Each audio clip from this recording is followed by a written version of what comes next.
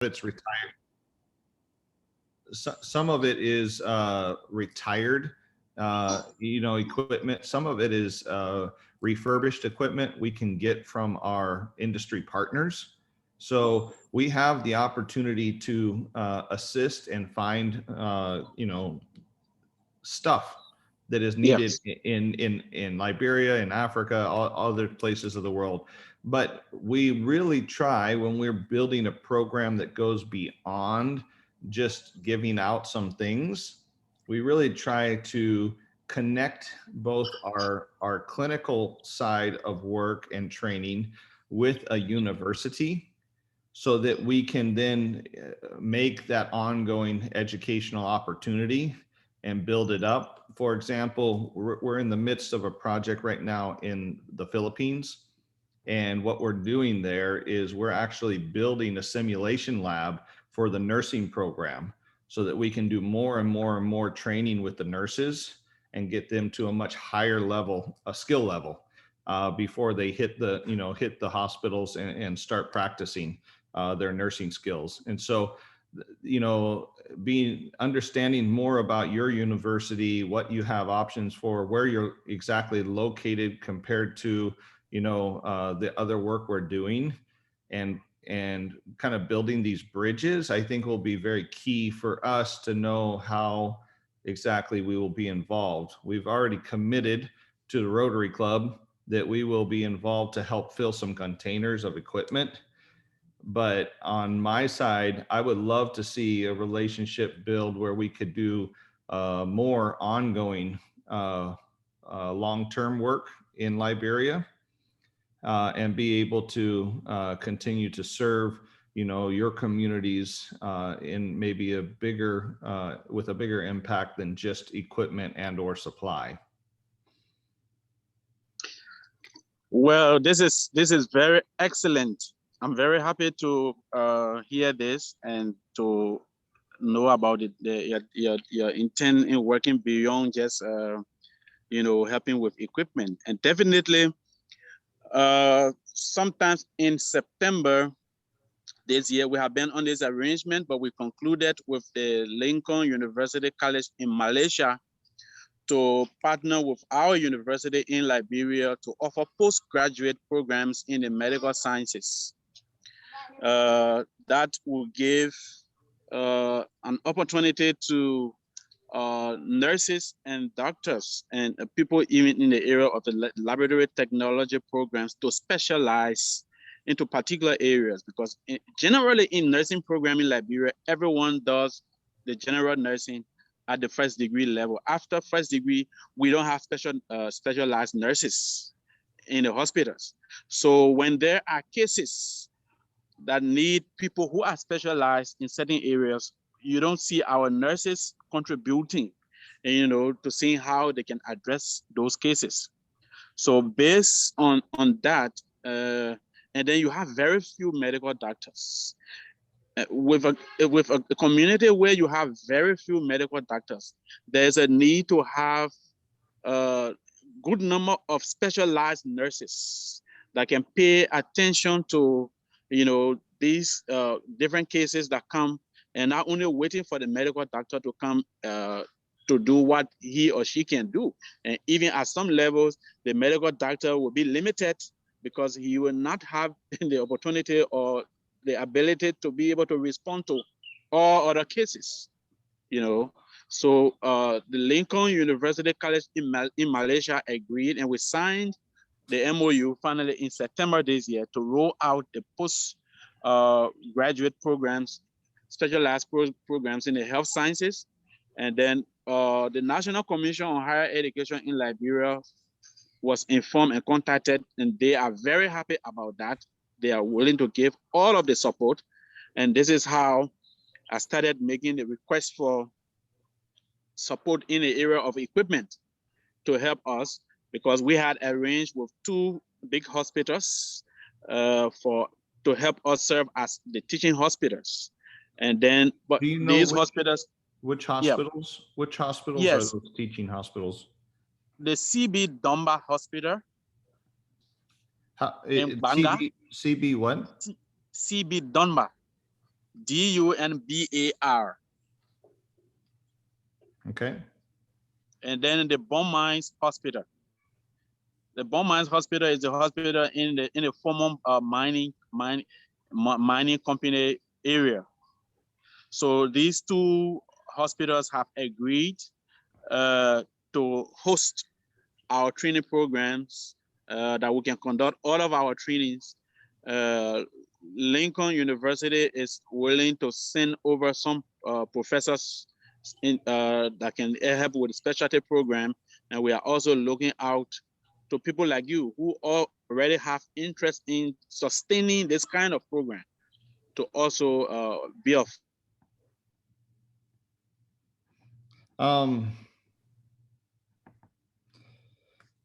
So question for you.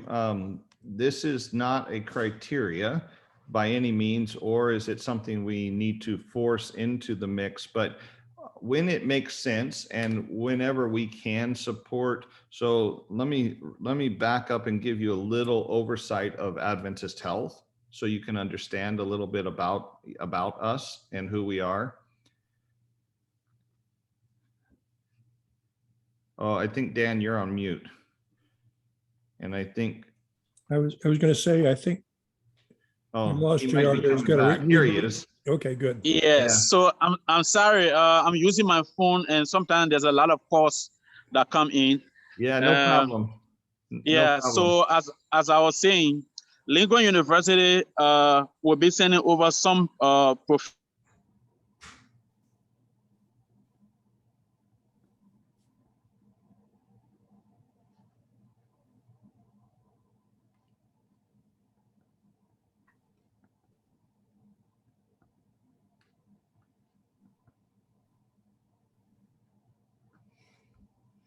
I think we lost him again for a short time here.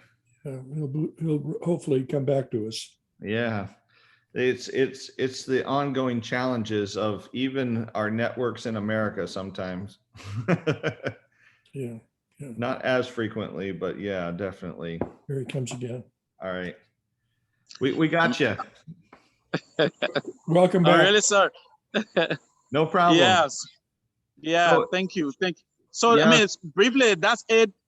This is a perfect opportunity that we have to work together. I'm really, really happy, for this. And I can tell you that the impact here will be very great. And besides that, we also trying to look at the program that it can become like a hub for such a program in our region, not only for Liberia, but for Sierra Leone and other countries around us. People could come here to specialize as well. And that's the vision we are having for this program. Oh, that's tremendous. So there's a couple things I'd like to share with you, but if you give me just a few moments, I'd like to share with you a little bit more about Adventist Health, just so you can understand who we are. Sure. And then I'll share a little bit about some of the opportunities, maybe even locally there that we may have. Yes. So we're a nonprofit faith-based hospital system in the West Coast of the U.S. So we operate in California, Oregon, and Hawaii.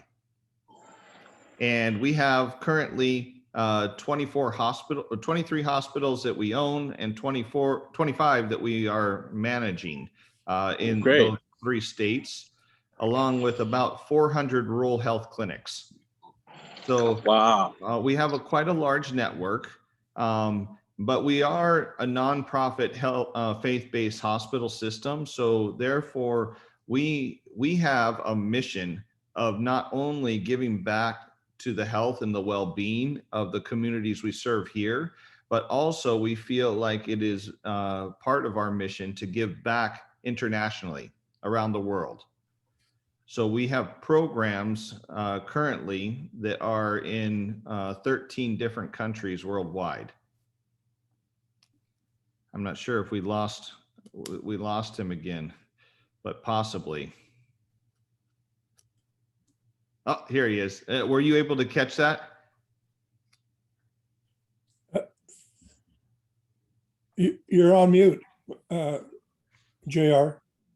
Yeah, I got you when you gave the statistics on the number of hospitals you have and those you are managing, and then the number of clinics. Okay, so And then I got, yeah. yeah, no problem. So in all of this work that we do, because we're faith-based nonprofit organization, we are committed to giving back to our communities that we are in here locally in the States, Yeah. but also worldwide. It's our mission, and it's what drives us to help the communities around the world. One of the unique things about Adventist Health is here in the United States, we have 5 different individually governed health systems in the US. And then worldwide, we also have hospitals and clinics worldwide that we also try to help support. Now, we do have a hospital in Monrovia. I'm not sure if you're familiar with an Adventist hospital in Monrovia. Do you know of it? Is it different from the SD Cooper Hospital? Yeah, it's the SDA Cooper Hospital. Yes. Yeah, so we have that hospital there. We ourselves, as a health system on the West Coast, we have never done any work with the SDA Cooper Hospital currently. Mm-hmm. But and I honestly don't have very much knowledge about that hospital. But I do know that it's one of the first, like on our side, as we go into communities, when we go into a community that actually has a presence of one of our kind of sister hospitals, that we're not really related, but under the big blanket, I guess we are. We go and we make kind of a first contact, and since we have not worked in Monrovia yet, we will probably want to establish some work also at that Cooper Hospital in Monrovia. But again, they have to meet a criteria for us. So it's not just because they share a name that they get to participate. They have to kind of meet a standard for being a healthy organization, or an unhealthy organization that is willing to become healthy. Yes. And so we will be establishing some form of at least communication with them moving forward. But I know that the physician that I was sharing with you earlier with Dr. James Appel, he does not currently work with them. And so we have not been working alongside that Cooper Hospital in any capacity. I actually have zero knowledge about it. I do know that they have approached Dr. Appel and asked him to come and start an orthopedic program there. But I'm just giving you extra information about kind of, about the opportunities for us. I know that in terms of that hospital, they do not have any training institution. They do not have a university. So from our side, we would still want to connect in that educational piece, which I think that you have a great opportunity to provide for part of the puzzle here. Because without that, we long-term work is very difficult to build to be sustainable. Yes. So that's just to kind of give you a little background on our side. And I think as we start this relationship and trying to figure out how we can all best bring our pieces to the table, I wanted you to just be aware that I will be reaching out to them. But on my next trip to Liberia, I definitely would like to connect in with your 2 hospitals as well, because maybe we lost him again. I think you lost him again, but I am recording it. So okay. John, okay. so Yeah, he can take a look at it when he comes back. Yeah. That's wonderful. I think that's even better, John, to be working with some hospitals. There are 2 hospitals he's talking about. One is in Boeger, which is the middle of the country, which is areas. But about halfway back to Guinea, Banga is one of the number 2 or number 3 largest cities. Okay. It's the site of actually his CEPRES University, presently doing other schools, and also it's also the site of Cuttington University, which was an Episcopal co-ed university Okay. that JR and his father had also taught there. They have the Phoebe Hospital, which is their teaching hospital also. So there are 2 hospitals in Banga also that we can figure out how to, this could serve at some distance away anyway. And in Baga is where the your university is. Yes. Okay. The university is in Banga. Okay. And But we also have a campus in Monrovia. oh, okay. Okay. So you have a campus on both, but your largest primary campus is in Banga? Yes, we started Banga, so Banga is our home. So, and then these other ones, the mine hospital is out more toward the east, toward Guinea. I don't know where it is, JR. Where is the 2 other hospitals you're talking about working with now? I mean, it makes lots of sense for the mining operation that I know. So the 2 hospitals, like Banga has the CB Domba Hospital, and then Bong Mines has the other hospital. The Bong Mine Hospital is around Kakata. Oh, it's okay. a 25 minutes drive from Kakata, the Magibi County. So the Bong Mine Hospital is about 25 minutes away from Kakata. I think the mines have got a lot of money, so they can, with their people coming in there, so they obviously would have a huge incentive to provide some health services to the people working around their mines there. Yeah, and that's, you know, that definitely plays into the model of what we look for a lot of times, is finding what the resource is in the country that can also help support the development and growth. So for sure, that's a tremendous opportunity. Yeah, they have wonderful new equipment and big fences and their big staffs, and that they are bringing in from, you know, outside Liberia. And so they have a huge incentive to take care of one of the huge needs in Liberia. I mean, I think that when I go there as a missionary, that all of our staff, our team, including Tom Eaton on the line, we know that lack of medical facilities is sort of one of the scary things about being there. We've been to the U.S. Embassy, and the U.S. Embassy has made clear that when anybody's hurt from the U.S. staff, that their first thing to do is fly them out of the country. Exactly. Yes. Yeah. So another question for you. Kakata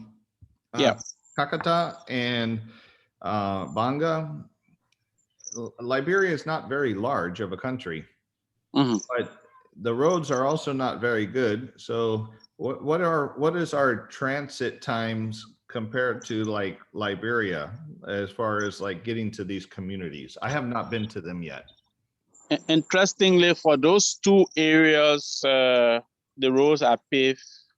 Okay. So yeah, so the road to Bong Mines is paved, and then of course to Banga is paved. So from Monrovia to Banga is about 3 hours. Okay. It's actually 2.5 hours.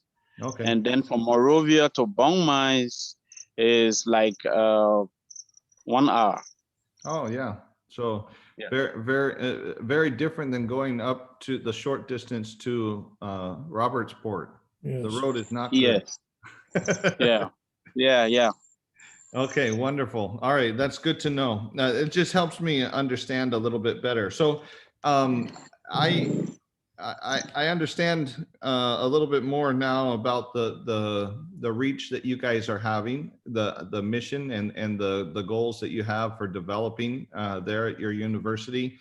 One of the additional questions I'd like to maybe understand a little bit more is there's been some discussion whether or not we are ready for equipment to actually be implemented, installed, and starting to be used, or if we are preparing to get the equipment and the facilities that it will be used in.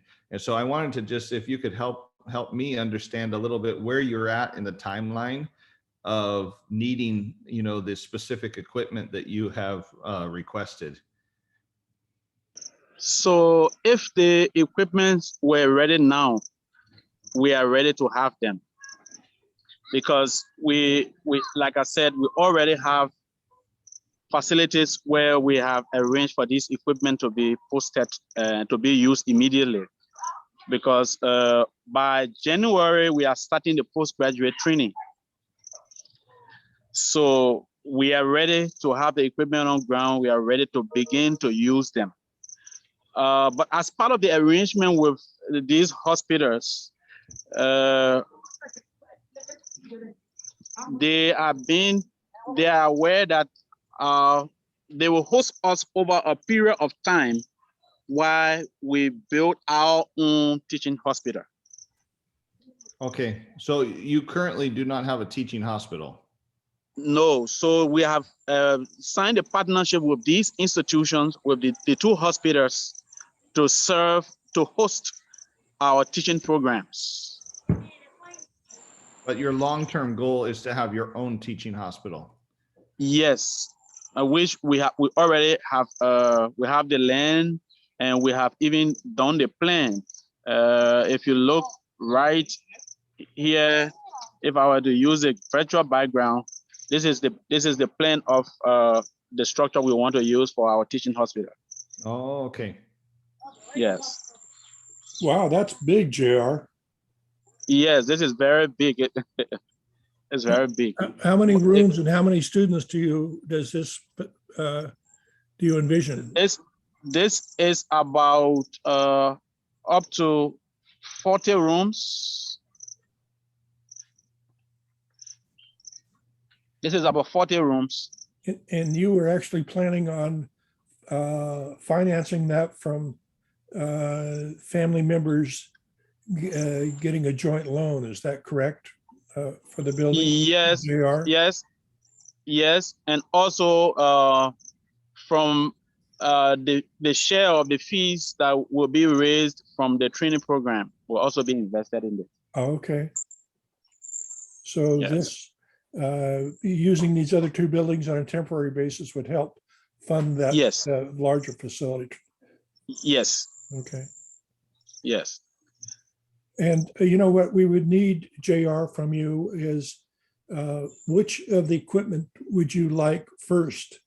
Because we don't have enough to send, the MRI and all the other equipment that's over there. But we do have that C-arm from the Gridley Hospital, and I'm sure some equipment from Adventist also. But we need to know what you need first in the first shipping container to get over there.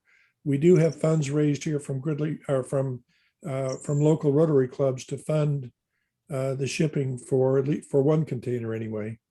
John, do you have in your program funds to help ship other containers, or should we be looking at a much larger fundraising operation to try to do more than one container? On our side here, I'll be very honest, there's always more stuff than there is money to ship it, typically.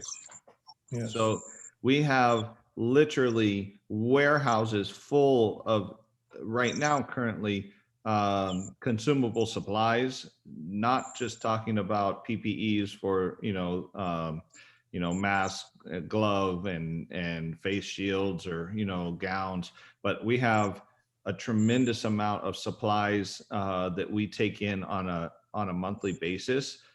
And we never have a shortage of those. So consumable supplies, once we can figure out a very good pathway from the US to Liberia, then we can provide consumable supplies on an ongoing basis. Currently, I'm still getting quotes for around $7,000 a 40-foot high cube container from California to Liberia. Yes. So that's kind of the cost that we're looking at. I have scheduled another container into Liberia this December, but it's going to be going into our physician that we're supporting there, Dr. James Appel. So we have another container that's landing in Monrovia. Probably it'll get there in February with the shipping schedules as they are right now. But if in that container we need to identify a little space that we can get something to you that's specific, then I'm sure that I can arrange that. So that should not be of any great concern, but the majority of that container will be going into Dr. Appel. And we do have funds for shipping, but not unlimited, and they are usually we save our funds for projects that we are very invested in for the long term. And we offer supply and equipment to people that can help either facilitate their own shipping expenses for the logistics, and or we help negotiate with many times we'll help negotiate with the sea container companies, the actual donation of shipping. Right now, because of the global crisis in our logistics supply chain, that has been very difficult, but I imagine sometime in the near future that it will get back to hopefully a normal environment. And once that happens, I believe that we should be able to negotiate very discounted and or free containers in, at least once or twice a year into Liberia, because we do in almost all the other locations that we serve.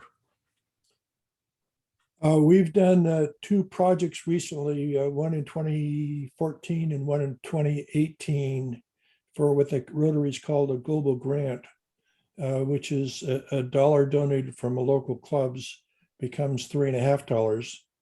We have enough to do one container now, thanks largely to generosity of Tom Eaton.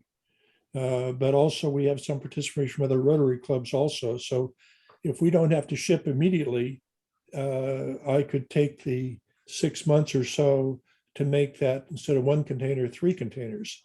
That's what I'm thinking. But if I do that, it means that they're going to be more behind the schedule in Liberia. And so, I'm trying to figure out how we can be the best partner we can be here with our efforts. With our I will share with you, JR, one thing on our side. The more time I'm given for your specific requests, the more likely you're going to get specifically what you're requesting. So I do have warehouses full of things. Some of the things I have in my warehouse that you are wanting, but they have already been designated to other countries that we're serving. So I can't pull them away from that. And so, I'll give you an example. The container that I just shipped to Liberia earlier this year, it took me about 4 months to source the specific equipment that they were looking for. About 4.5 months to actually get it all together, and then I went ahead and shipped it. But obviously that timeline is not going to get there by the end of this year. But I think no matter if we ship tomorrow, I think your earliest your container is going to be landing is sometime February. Yes, I think when the equipment arrives, it will not be an issue. Normally, the program starts with other things, so we can have a plan on when we want the equipment to come while we begin the program. So they don't necessarily have to be on ground when we are starting, but the fact that the processes will be on, and we have the hope that they will come. That's enough. Yeah, definitely. Well, I think I think your friends here in Gridley are committed 100%, and Yes. I have committed to them. So we are on board with helping out for sure. And I think as soon as I can get myself over there and understand more of your need and your programs and be able to kind of connect the other work we're doing, how it can Yeah. connect with this work, I think there's a lot of opportunity for us to be able to do ongoing help in your communities as well. Great. Certainly we want to take them by CC and the Ministry of Health and the other efforts that are going on, maybe the long-term future side also, at a mega tower that you were doing. Also, take them on a tour of your vision when he's over there, JR, you and your family and Gus, CC. Yes. Wonderful. And I think we would also be very interested because of what the Rotary Club has already done with developing opportunities for safe drinking water, drilling wells, providing that opportunity. That's one of our strategic goals that we have in communities is helping with water and sanitation. So I think that there could be some opportunity for us to align on multiple different levels, which right now, currently, although every community in the world has all of these needs, health and water, usually water and sanitation needs, we don't have really strong partners that are aligned all together in one community yet, because this program is very new for us. So I'm looking for also a strong partner that we can collaborate with in regards to water and sanitation as well. So I'm eager to see how we can align with the Rotary Club and how we can align with your efforts there on the ground and learn all your different partners and see if we can't be a strong partner for you through this collaboration. Great. Definitely. I'm happy to hear that we are ready and willing to ensure that we can work along with you to be able to serve the different communities. Wonderful. Now, just real quick, Dan, just so I can understand, is there any, I know that the project that you presented to me was the shipping of medical supply and equipment. Is there anything else that you guys are working on currently that specifically for Liberia that you will be involved with in the next, 3 months or so, that you would actually kind of be going in that direction? Or are you guys just currently focused on just this supplying these needs of request? Well, we typically send surplus clothing. We send used school books for the libraries, just as fillers in the open space of the container. And as I said, the last two were Rotary projects, which were Liberian Clean Water Sanitation, which JR and his family had helped to put together. And then we were certainly knew that they were involved in both college education and this. And so we're here to be flexible. We're gonna this is gonna drive us, and we will try to bring. I've got interest in other Rotary clubs in the area also, so that we can partner together and then have that match to the district in the Rotary Foundation level to do to raise money to do however we best make this work for everybody, to help everybody out and get it there. But it's going to take us time also when we know we're doing, and it just really seems a wonderful opportunity that you guys are in, clean water and health also, and education and health issues, and it seems like it's a marriage made in heaven, Yeah. speaking as to make Yeah, it work. definitely. And there is, just so you know, I will be going one other angle. Our local Right Out hospital there in your community.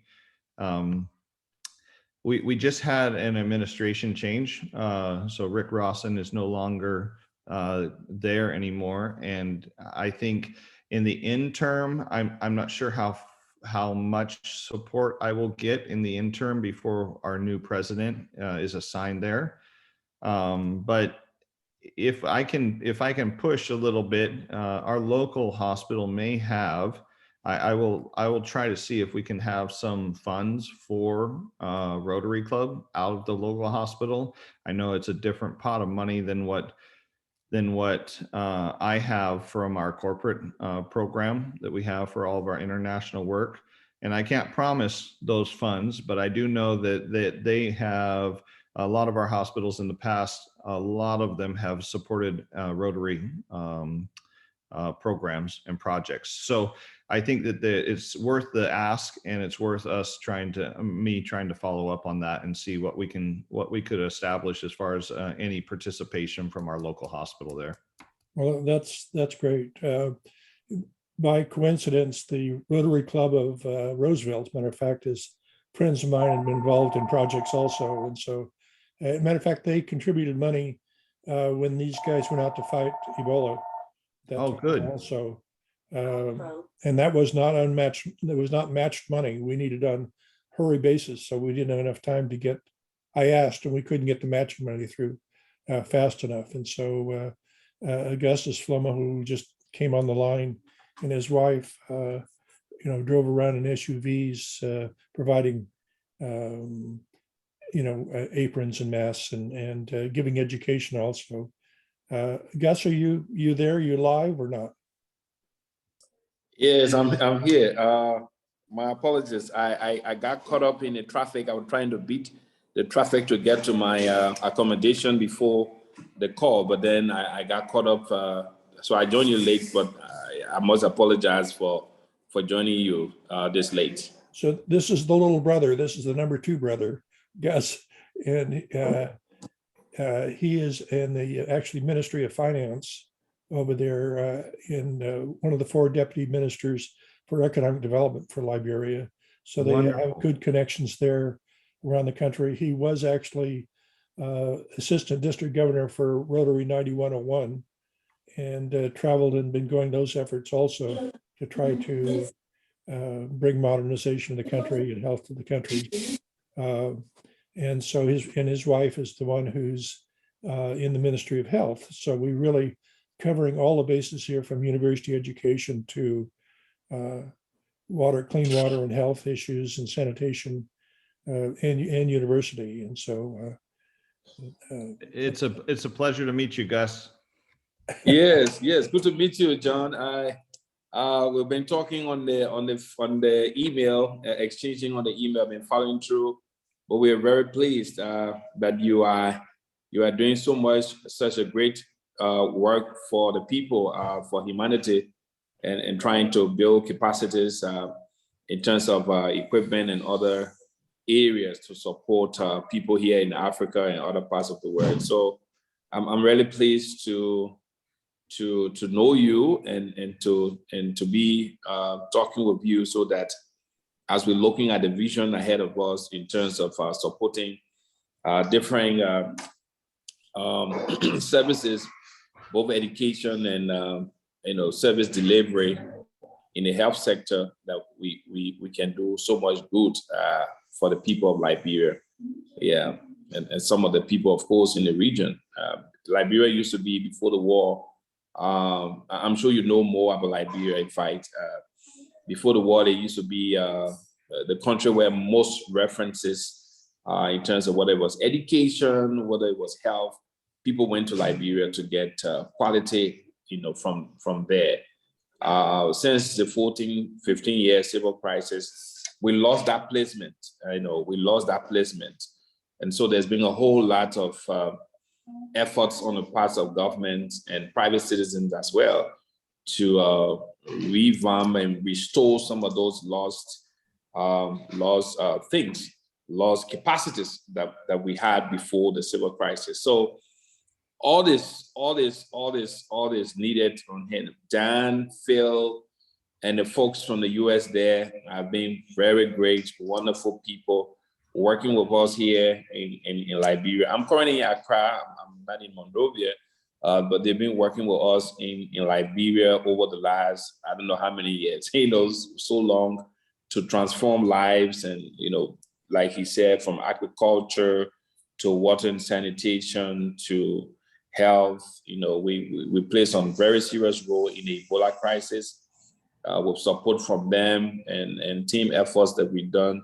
So we think there's still a lot to be done because the need is here. And the fact that we know and we work in the space before getting in the government, I like Dan said, all my life I've been in the private sector, and then we were fortunate to have been given the opportunity to work in government at this time. So the last 4 years we've spent in government representing Liberia at different economic fora and working on the economic revamping of the state has really kept us very busy. My wife is a nurse, and she too is the registrar for nursing and midwifery in Liberia. I mean, she was the first government employee before me. I just joined government. She's been there for about 10, 11 years now, working for the government.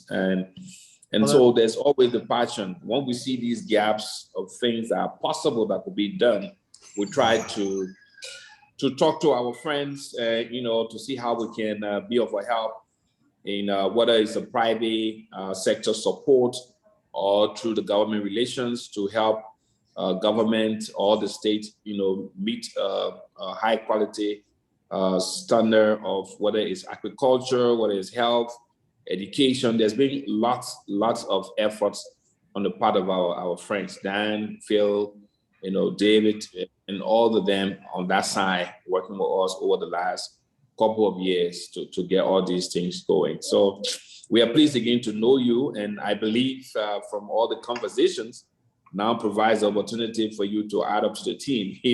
There's always an addition to the team. So we are glad to have you and to know you as well.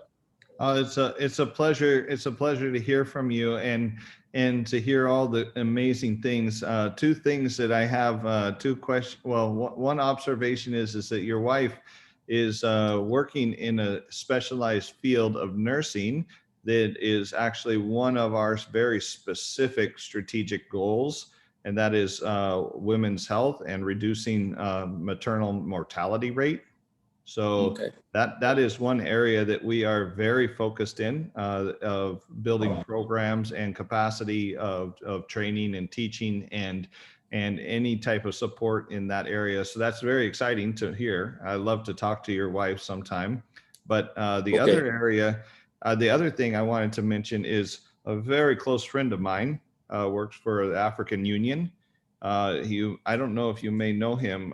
His name is Gene Bertland. He does. He's in Bertrand. He's in the African Union in charge of all the economic development at the African Union. So he's from Cameroon, I think. So not too far, but he's working there, and he was telling me about some projects that they're trying to assist with over in Liberia. So you may run into him at some point. Yes, yeah. There's a lot of my assignments, allows me to work with all the development partners. And the African Union, there's been this whole Africa continental free trade. Right. They're encouraging African countries to create a single market so that trade can be enhanced across. So Liberia is a member of that space. We have just subscribed to it officially through an act, ratify the agreement. And so a lot is happening now with training, with messaging, with reaching out looking at different national programs, development agenda, what is the country looking at, what economic programs are laid out for the next, say, 3 to 5 years in context of trying to change the lives of people and all of that. So yeah, there's a lot we're doing together with the African Union and other development partners, including the EU, USAID, and World Bank, African Development Bank. Yes. So a lot of these guys, we do come across them at our different assignments or work. Yeah. Yeah, that's tremendous. Well, it's such a pleasure to meet you both and everyone else here on the call. I think Tom and Dan have hung in here for the consistent time. I think we had somebody else pop their head in and maybe they're listening in the background, but it's really been good to hear and meet you guys. Just a huge disclaimer, we're not here to take over any programs or projects that anyone is doing. We want to be a partner to collaborate with you to help bring, hopefully, another piece to the puzzle. Yeah, John, Lisa, that's great. Lisa, who just popped in there, is president of the Gridley Rotary Club. And so she's here to keep an eye on me and make sure, as her international services chairman, I don't get us into trouble, go in the wrong direction. Wonderful. Nice to meet you, Lisa. And sometime, if you guys will allow me, I'd love to come join one of your Rotary Club meetings. Oh, we would love that. I think we can, come give us the program, John. I guess John was saying they're working with 13 different countries in the world, of which Liberia is actually one of them at the present time. So we're talking about strengthening a relationship, and there's a container going over already to support a Dr. James Appel, who's up in Robertsport right now, who's an orthopedic surgeon up there, who's evidently moving down to Monrovia. Is that right, John? Right. So he's currently in Robertsport, right? Currently in Robertsport at the government hospital there. He's been there now for, I want to say, 3 years. And he has been doing tremendous amount of orthopedic surgeries. He's an American physician who he came over to help with Ebola when you guys had the Ebola outbreak. And then he was in Chad for 11 years in Chad. And then he came over during Ebola and then decided that he would really try to help. And he came and moved back permanently. And now it sounds like he's been giving it a really good go down at, up at Robertsport, but it's been very, very challenging and difficult to really grow the type of program that he's trying to grow. So I think he's looking at some opportunities back in Monrovia to really build a orthopedic center that can really help alleviate some of the orthopedic needs in Liberia. Okay, I need to talk to him. It will be good. I'll be glad if you can share his contact or share my contact with him. Yes, so we definitely. can have the opportunity to meet in chat. Oh, and, yeah, definitely. Could probably plan a trip to his place to see what he's doing, or he can come to Monrovia. We can meet there and have some conversations. Oh, most definitely. Yeah, he's a tremendous guy who's dedicated his life to work in Africa, and so he's there for the long haul. And I think if he can get himself established in Liberia like he had in Chad, I think you'll have him for a long time, hopefully.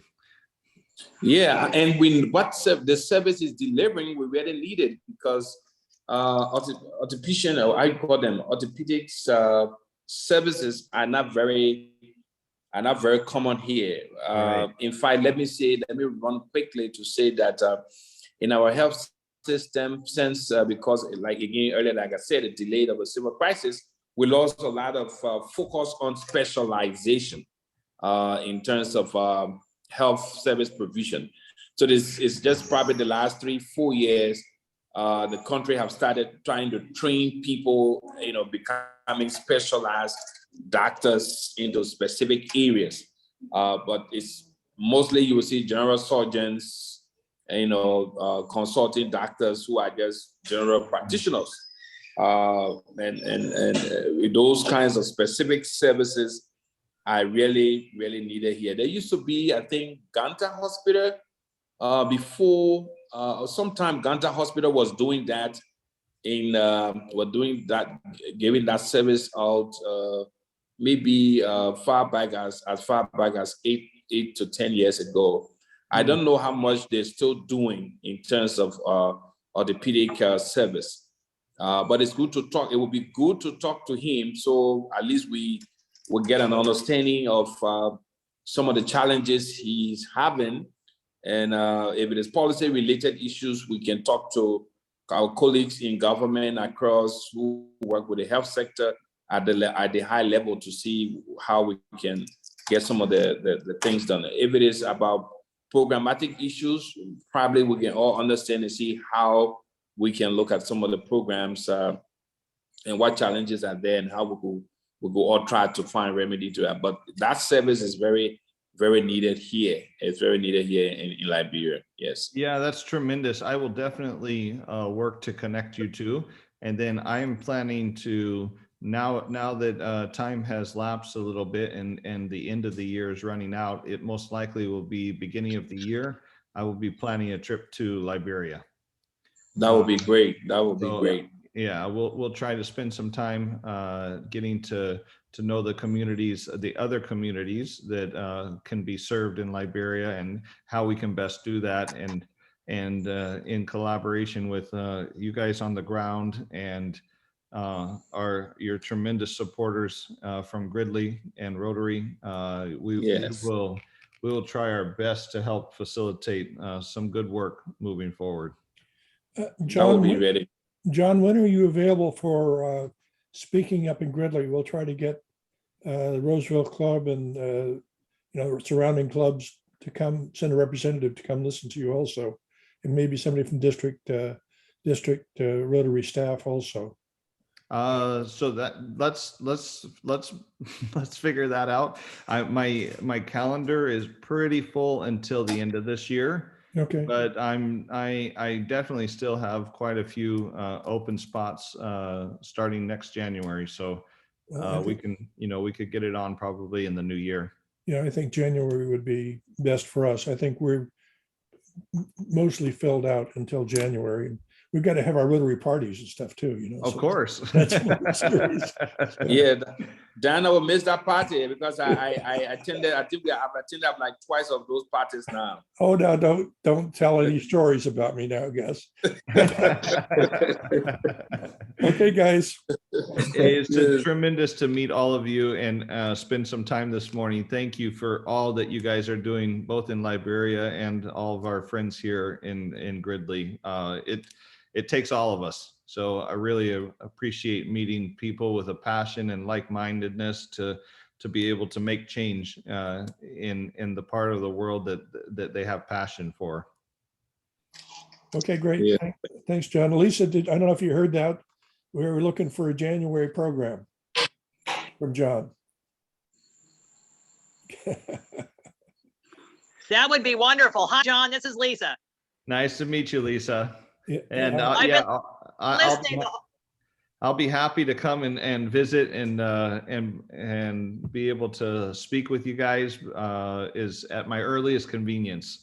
I support Rotary 100%. So you have my commitment for that as soon as I can fit it into my schedule. Wonderful, wonderful.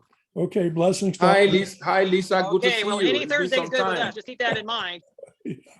Wonderful. Hey, good to see you too. Happy to see you at your family a couple of times when you were here, and what a great family. Yeah, we had Gus give our program a couple of times when he was here too, so he was questioned thoroughly. Oh, that's tremendous. See you. Well, Gus and JR, pleasure to be with you this morning, or this evening for you guys, but thank you so much. Yes, thank you, John. Thank you, John. It was very good. And let me thank you for the passion you have in working with us in Liberia. And we can commit ourselves to ensuring that we work together to be successful, and that your mission and our mission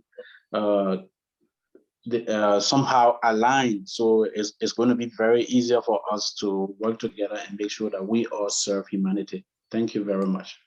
Definitely. Thank Okay, you. bye, guys. Thank you, Blessings. Hey, Thank bye you. everyone. Tom and Phil, how are you Bye. guys doing? Good Tom to has see you behaved- online. Tom behaved himself Bye-bye. also, kept quiet. Yeah. Hey, Tom. It's a video. Bye. Bye. Bye, guys. Okay, bye. Bye. Bye, everyone. Bye. Yes.